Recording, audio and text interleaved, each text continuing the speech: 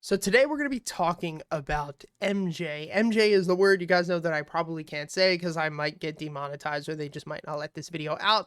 But we're going to be talking about a couple of companies in the MJ space. So for instance, Tilray and CGC. Now, talking about these today because CGC is a company that I was going to take a long-term position in, and I was planning to actually do like a long-term deep dive sometime next week for you guys.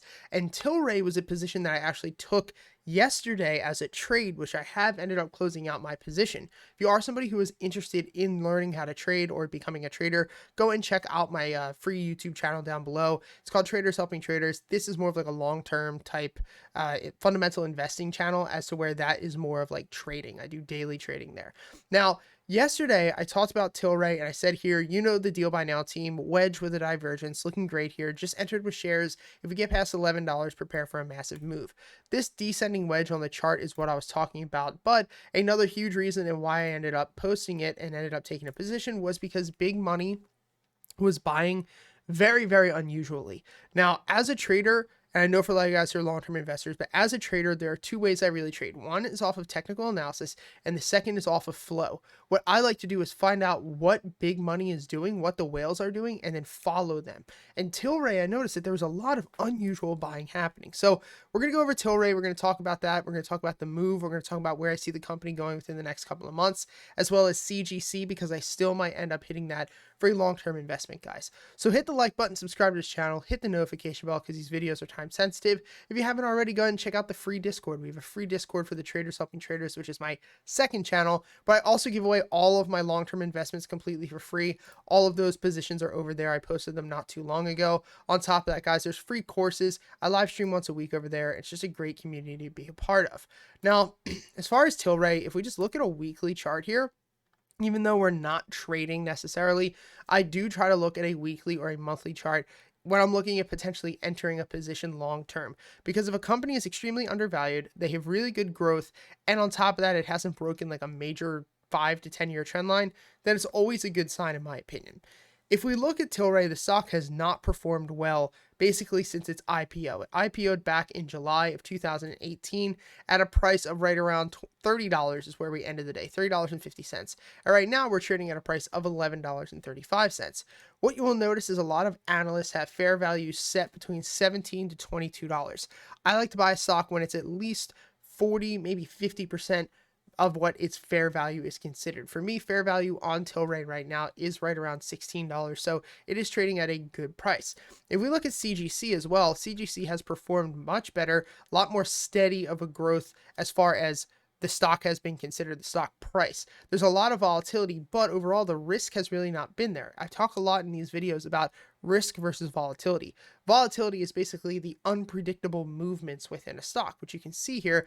It has been very unpredictable. We've seen Canopy Growth Corporation go from $4.79 all the way up to nearly $60 within just, what would this be, 70 trading days. So 70 bars, probably around 180 days, really. Well, maybe about like 100 days.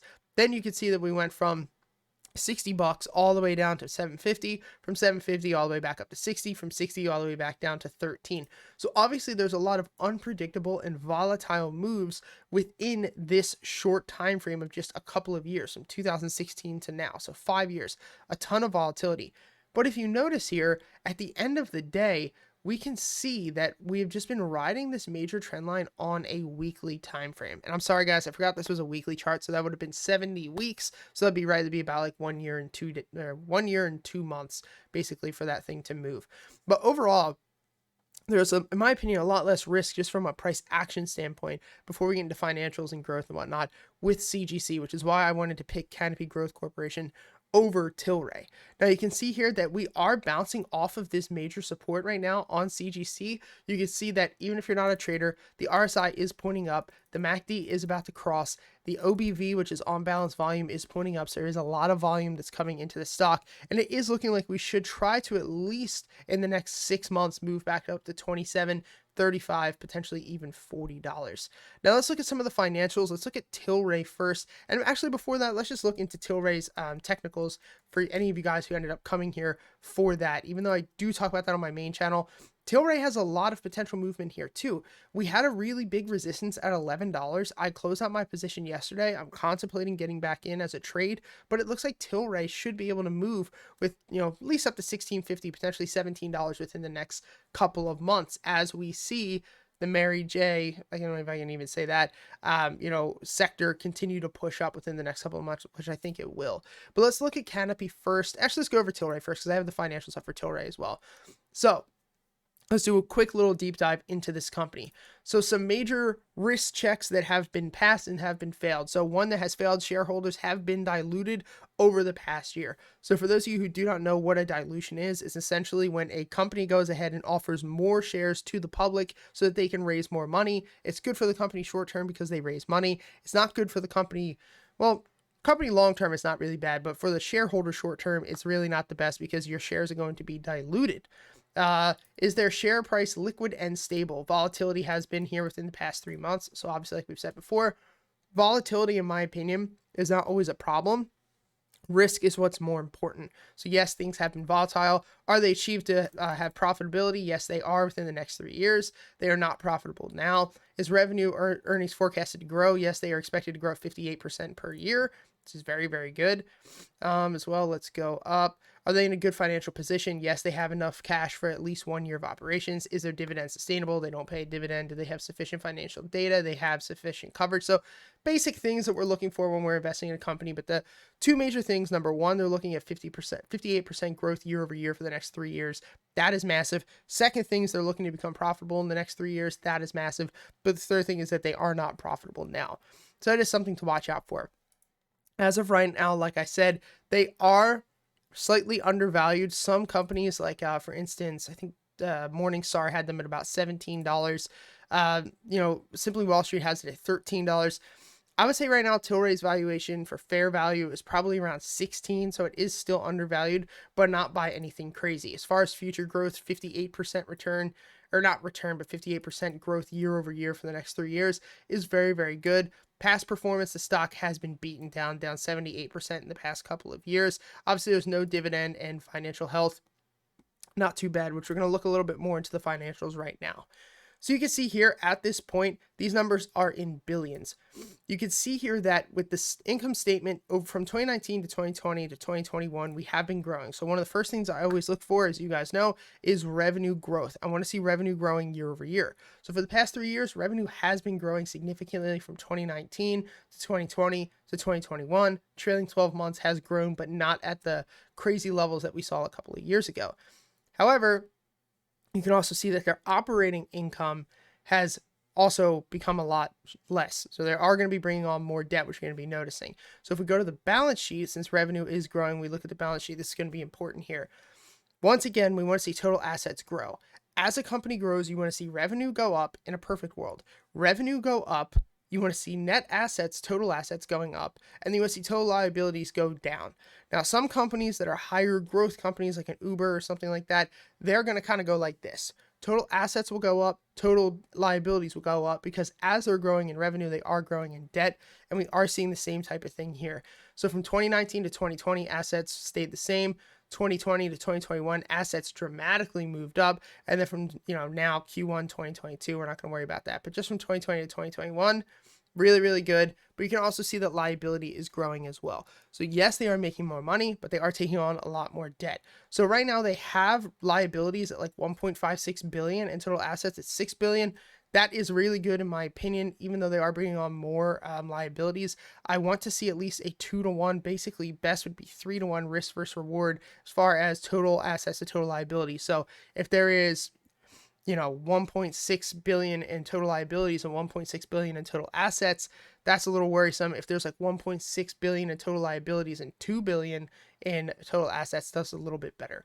So nothing crazy. Now, let's look at Canopy Growth Corporation, because this is the company that I'm personally planning to invest in long term. I like them better over Tilray. Tilray has been performing better this past week or so. I like CGC better than Tilray. I think technically they look better. I think financially they look better. So we're going to go over that now.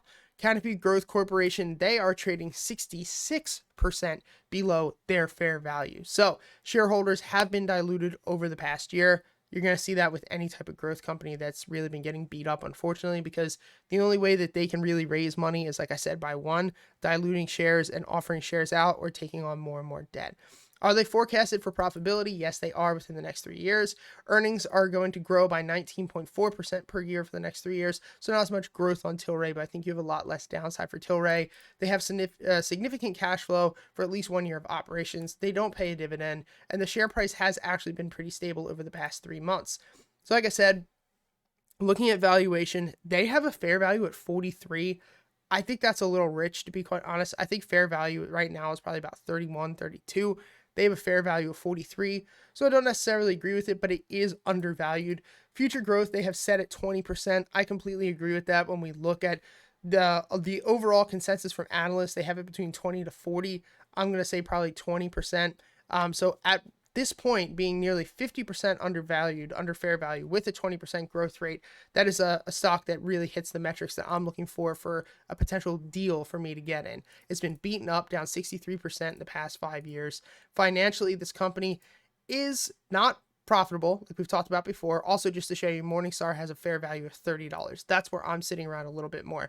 Wall Street, or simply Wall Street, tends to be a little bit more, a little bit more on the high end side when you're looking at fair value. So I do like to use Simply Wall Street for just like the way that things look to show you guys, but I actually agree more with Morningstar around $30.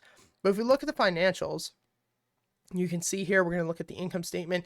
Revenue is obviously growing really well. So 2019 to 2020, nearly a double. 2020 to, 2021, very good as well. Trailing 12 months, very good as well. Operation income is, from 2020 to 2021, not bad. From 2020 to the past trailing 12 months, not bad either. Balance sheet, you can see here that obviously revenue total assets is growing dramatically, but total liabilities has actually gone down from 2021 to 2022 Q1. That is a good sign. That could show that if they can significantly drop their liabilities going into 2022, that could be massive, because you can see here they did have a big push up here in their liabilities. But if they could actually start to shave some of that off going into 2022, that could be very good. I don't even care if the company's revenue is like not dramatically increasing. If it's even steadily pushing, but they can cut liabilities, that could be really huge. Overall, if I had to pick one, I'm picking CGC. I do think short-term Tilray is going to continue to run within the next couple of weeks. I think CGC will as well. But overall, I like CGC better for a long-term investment. And to be quite honest, after today, I'm probably going to end up just taking a position right now. It's not at the best price that I wanted at, but to be quite honest, I really like it. And I'll keep you guys posted if I do decide to take a position.